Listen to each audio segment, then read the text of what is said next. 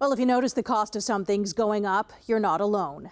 Stats Canada released its monthly inflation report today, and it's causing concern.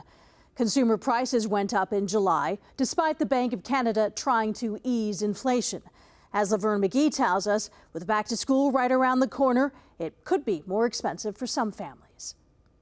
Canada's annual inflation rate surged more than expected to 3.3% in July.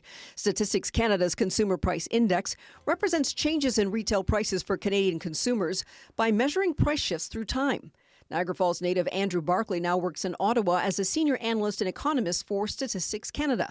He sympathizes with people who are shocked by the increasing numbers. I think parents are struggling like the rest of us with the cost of food and keeping kids well fed.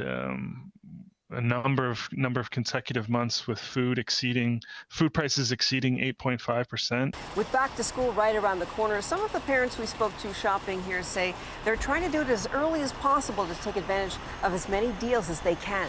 Brandon is a father of two boys, ages 11 and 8. He was out buying binders and other items for back to school and says he definitely feels the pinch. You do see like the groceries are up, the clothes are up, everything around you is up. Brianna is a mother of two girls who's trying to give her kids the best while sticking to her budget.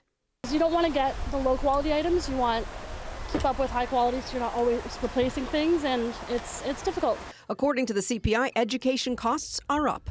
Education as a whole, so textbook prices, stationery prices are all increasing slightly. On top of that, families are facing record high mortgage costs. We're also seeing increases in the mortgage interest component of these CPI. That's at an all-time record high, so that increased 30.6%. Experts had hoped that the Bank of Canada's interest rate increases in June and July would slow inflation, but that has not happened.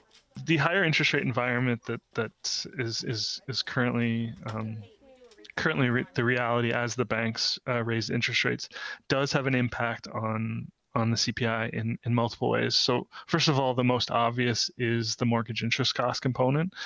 When Canadians renew or take out a mortgage, that higher interest rate will filter through into the CPI.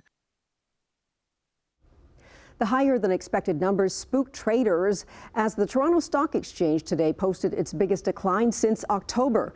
The TSX ended down over 390 points, closing at its lowest level since July 11th.